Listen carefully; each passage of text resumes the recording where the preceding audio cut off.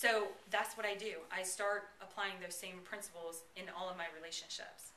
And if I can create magic with one set of people, I think that I can create magic with anybody who's willing. And why wouldn't my husband be willing? He just wants to be happy too. I know he didn't sign up for all this to be miserable. And yes, we are very blessed. Yes, we have an incredible relationship. And yes, we have a lot of love for one another. But we've also let a lot of little things that really don't matter come up along the way that I don't allow in my new relationships. I have agreements in my new relationships to always be honest with people and to always have them be honest with me. If you're not up for that kind of relationship, you're not going to hang around me very long because I call you out on your stuff, which is why I do coaching. I have chosen to love myself more than loving the approval of other people. And that includes my husband, my mom, my dad, my sister, those people that are close to me. I will choose to love myself more than I will love their approval. So in loving myself more, I'm applying these principles of this radical love and total unconditional acceptance of other people. And if for some reason that doesn't jive with the people that I'm closest to, I'm simply going to have to rock the boat. I'm going to have to cause some disturbance, not intentionally. I mean, it's just going to happen naturally if they decide that they don't want to receive it. But it's not for me to fix them or to change them. In fact, there's nothing wrong with them. Again, if I hand it over to them and they don't want to take it, and then I decide to take it back, I mean, I'm just being in that hypocritical cycle again. So it just takes one person. It just takes one person to totally transform a relationship. The other person has to be willing to participate and play along with it, but they're never going to be the one to make the first move. Just assume that. Assume that it's always you that's going to have to make the first move. It's always you that's going to have to be the bigger person.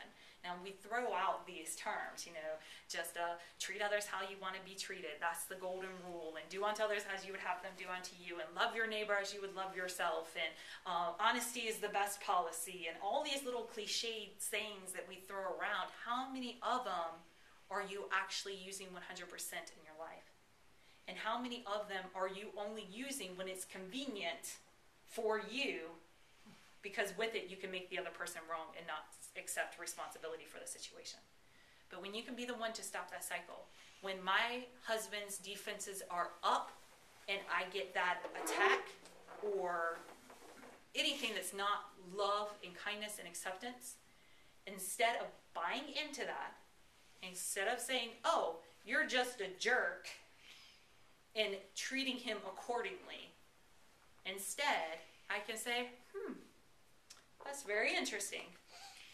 And know that my husband is not a jerk. Get to what I know to be true.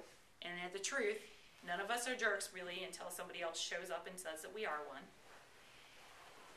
So what I know to be true is that he loves me and he cares about me. So this little facade, this little episode, this little illusion, this little acting scene that's being played out in front of me, I don't buy into it. And instead of taking it personal, like, how could you do that to me and let me do it back to you? Instead, even though sometimes it's kind of a struggle because I really like being the victim and I like being the one who's right and I like, it feels good. There's something satisfying about it. I instead say, and then I make a different choice. I just stop in the moment and make a different choice. Sometimes I don't. Sometimes I get caught up and sometimes I spit it right back. And then as I feel that ickiness stick to me, I can't let it continue. And a lot of times it's me going back and saying, okay, I owe you an apology. I broke my own rules. I didn't apply them to myself. And I made a reaction instead of choosing a really serving response, and I apologize for it. And I don't want to have a bad evening. And I know you don't want to have a bad evening either. So I'm choosing right now not to carry this forward. And I would love for you to accept my apology and us either start the conversation over again or move on or whatever. That's what I would really like to do. And if he says, well, that's too bad, I'm still mad and I'm going to be mad, then I have to say, okay, I will allow you, I will accept you being mad, but I don't want to spend my evening that way, so I'm going to let you be mad here, and I'm going to be in the other room being happy. And I really wish that you wouldn't feel that way, but I got to allow you to do your own thing. And I just choose my own emotion instead of playing into it. And I haven't had a time happen yet to where, at least if given a little bit of time, that we can pick back up and have everything fine. Now the difference would be that I could force him to try to be happy now. Like, no, I'm choosing to be happy now, so you must be happy with me, or else, you know. But that's kind of senseless, obviously. Or I could take him choosing to still be upset personal, like, oh, it's just something about me, and I could carry it with me. I decide to let it go. To me, I don't want to carry that around, so I just let it go. And I focus on being the example, being the one who follows the rules, and just stop the cycle. Just stop it. Because I don't care how heated of an argument I am having, if I can stop in the middle of it, if I start to feel myself like getting in that reactive kind of spitting it back kind of mode, going for tit for tat, breaking my own rules. Sometimes when I'm at a loss, where I'm at a total loss, I'm in complete survival mode, and I have no attachment to how do I get out of it, I will just stop myself in the moment and look whoever it is in the eye and just simply say, I don't know what to say, but I know that I love you. And I know that under all of this disagreement and all this argument, that that's the truth.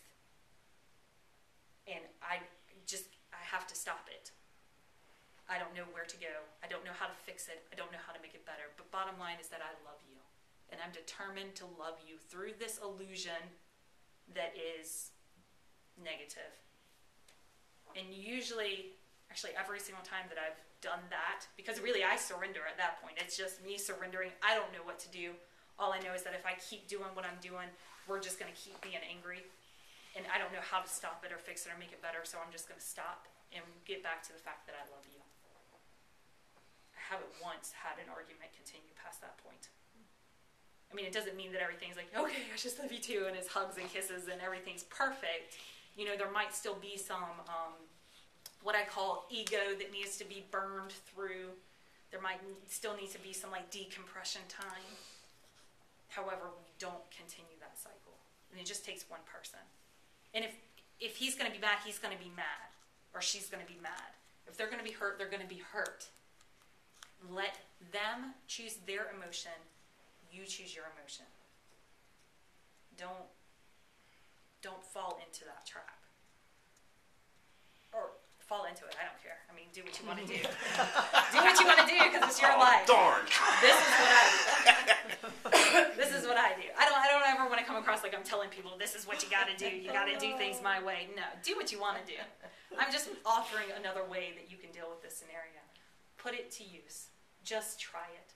Just see what happens. Get your own results because that's the only way that it's going to be true for you. So